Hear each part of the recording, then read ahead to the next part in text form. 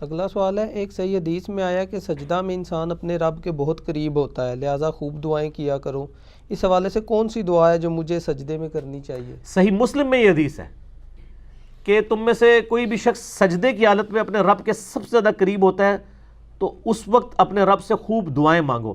تو وہی دعائیں کریں جو نبی علیہ السلام نے کی ہیں۔ بخاری مسلم دونوں میں موجود ہے کہ آپ صلی اللہ علیہ وآلہ وسلم سجدے اور رکوع کے اندر سبحانک اللہم ربنا وبحمدک اللہم اغفر لی پڑھتے تھے۔ میرے نماز والے ریسرچ پیپر نمبر 8 میں بھی موجود ہے، سبحانک اللہم ربنا وبحمدک اللہم اغفر لی۔ اس میں اللہ کی حمد بھی ہے اور دعائے مغفرت بھی ہے۔ یہ دعا آپ مانگیں جو نبی علیہ السلام خود مانگتے تھے، اور اس کے علاوہ آپ وہ تمام دعائیں مانگ سکتے ہیں جو دعائیں معصورہ ہیں کتاب و سنت کے اندر آئی ہیں۔ کوئی بھی آپ دعا مانگ سکتے ہیں، حتیٰ کہ صحیح بخاری میں موجود ہے جب تم نماز کے تشہد میں دروشی پڑھ چکو اس کے بعد جو چاہو اپنے رب سے مانگو۔ تو تشہد میں بھی آپ دعائیں مانگ سکتے ہیں، سجدے میں بھی دعائیں مانگیں، جتنی مرضی مانگیں، لیکن معصورہ ہوں زیادہ بہتر ہے۔ اس کے علاوہ بھی اگر ہوں تو بہتر یہ ہے کہ عربی زبان میں ہی مانگیں۔ اور میں تو اکثر ایک ہی دعا آپ کو بتاتا ہوں، ایک ہی دعا سب سے کامل، جو بخاری اور مسلم میں حدیث ہے۔ انس ابن مالک کہتے ہیں نبی علیہ السلام کوئی اور دعا کرے نہ کرے، یہ دعا آپ نے کبھی نہیں چھوڑی۔ سورۃ البقرہ کی آیت نمبر 201 میں جو آئی ہے، ربنا آتنا فی الدنیا حسنہ وفی الآخرۃ حسنہ وقنا عذاب النار۔ اور بخاری مسلم میں الفاظ ہیں اللہم کے ساتھ بھی ہیں، اللہم آتنا فی الدنیا، دونوں کو کمبائنڈ بھی آپ کر سکتے ہیں، اللہم ربنا آتنا فی الدنیا حسنہ وفی الآخرۃ حسنۃ وقنا عذاب النار۔ ہم نے اپنے اذکار والے ریسرچ پہ اس پہ بھی کارڈ پہ بھی لکھی ہے، یہ بخاری میں ہے 6389، مسلم میں جو ہے وہ 6840 ہے۔ یہ دعا آپ مانگیں اور دیکھیں اتنی کامل دعا ہے، اے اللہ دنیا میں بھی بھلائیاں عطا فرما دے اور آخرت میں بھی۔ سر کوئی چیز بچ گئی؟ اور ساتھ کہا کہ آخرت کی سب سے بڑی بھلائی دے دے، کون سی؟ وقنا عذاب النار۔ اب یہ مولویوں نے کوئی تسلی نہیں، ہونے کا وقنا عذاب القبری، وقنا عذاب الحشری، وقنا عذاب المیزانی، پتہ نہیں کہ کچھ لگایا، کیونکہ نبی علیہ السلام کی تعلیمات پہ شاید ان کو اعتماد نہیں ہے۔ مرتے ہی آخرت شروع ہوگی، بخاری مسلم کی حدیث ہے۔ مرنے سے پہلے کی زندگی جو ہے وہ دنیا کی ہے اور مرتے ہی آخرت ہے۔ صحیح بخاری میں حدیث ہے کہ نبی علیہ السلام کی جب وفات کا وقت قریب آیا تو عبد الرحمن بن ابی بکر آئے۔ اما عائشہ کہتی ہیں کہ ان کے ہاتھ میں مسواک تھی، نبی علیہ السلام نے اشارہ کیا تو آپ نے مسواک مانگی، امت کی تعلیم کے لیے تھا نا، تو چبائی نہیں کی، سخت تھی۔ تو حضرت عائشہ کہتی ہیں میں نے وہ مسواک لے کے نا اپنے منہ میں نرم کر کے حضور کے منہ میں ڈالی، تو نرم کر کے، تو اس میں اما عائشہ کے الفاظ ہیں کہ مجھے یہ خوش نصیبی حاصل ہے کہ نبی صلی اللہ علیہ وآلہ وسلم کا تھوک اور میرا تھوک، آپ کا لعاب دہن اور میرا لعاب دہن، اللہ تعالیٰ نے ایک ہی جگہ جمع کر دیا۔ کس طرح؟ جب حضور نے چبائی نہیں چبائی گئی تو وہ حضرت عائشہ نے ڈالا تو نبی علیہ السلام کا تھوک مبارک ادھر آیا، پھر جب حضرت عائشہ نے چبا کے گئی تو سیدہ عائشہ کا۔ اس میں الفاظ ہیں اس دن جو اللہ کے نبی کی دنیا کی زندگی کا آخری دن اور آخرت کی زندگی کا پہلا دن تھا۔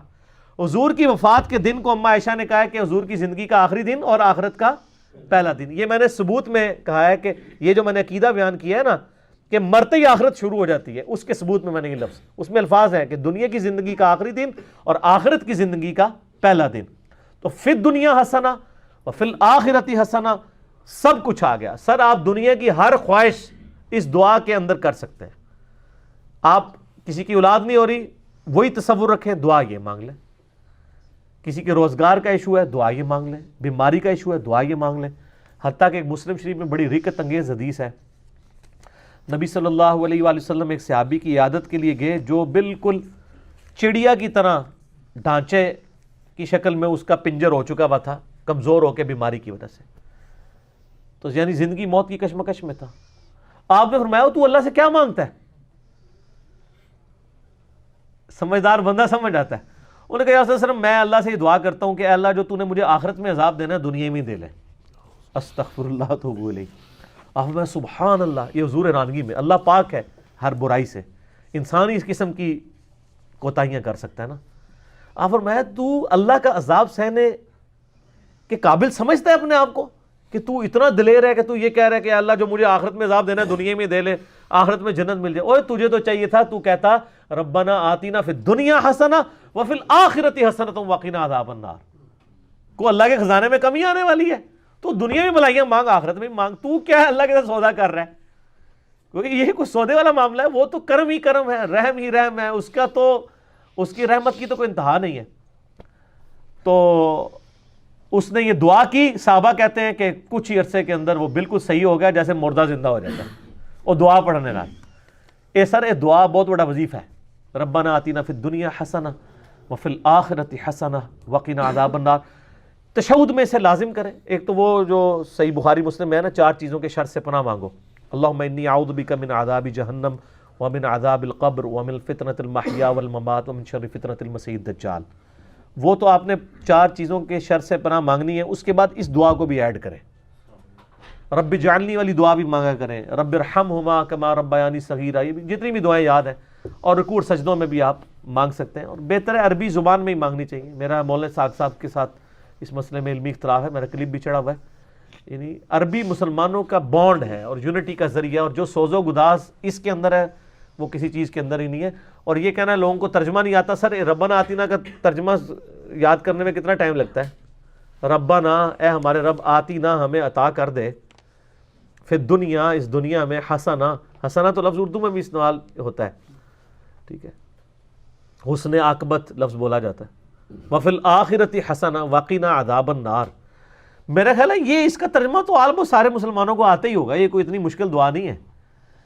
تو لوگوں کو اس طرف امفسائز کرے کہ وہ نبی علیہ السلام والی زبان بولے، عربی زبان کے اندر دعا کرے، ایک دعا ہی سب کچھ کور کرے گی، ٹھیک ہوگا۔ وہ تو پڑھنا ہی پڑھنا ہے نا، انہوں نے دعا کا ذکر کیا، وہ تو صحیح مسلم میں حدیث ہے کہ نبی علیہ السلام ہمیں، یعنی آپ علیہ السلام رکوع میں سبحان ربی العظیم بھی پڑھتے تھے اور سبحان ربی الاعلیٰ پڑھتے تھے سجدے میں، اور جامعہ ترمذی میں حدیث ہے کہ نبی صلی اللہ علیہ وآلہ وسلم ہمیں حکم دیتے تھے کہ ہم رکوع میں سبحان ربی العظیم پڑھیں اور سبحان ربی الاعلیٰ سجدے میں۔ یہ تو آپ نے، یہ تو حکمی تسبیحات ہیں، یہ تو پڑھنی ہے، اس کے علاوہ دعائیں ہیں، ٹھیک ہو گیا۔ جیسے صحیح بخاری مسلم میں حدیث ہے کہ نبی علیہ السلام نے یہ حکم دیا ہے کہ 4 چیزوں کے شر سے اللہ کی پناہ مانگو تشہد میں، اللہم انی اعوذ بک من عذاب جہنم ومن عذاب القبر ومن فتنۃ المحیا والممات ومن شر فتنۃ المسیح الدجال۔ یہ تو آپ نے مانگنی ہے نا، اس کے علاوہ تو بخاری میں الفاظ ہیں، اس کے بعد جو چاہو اپنے رب سے مانگو۔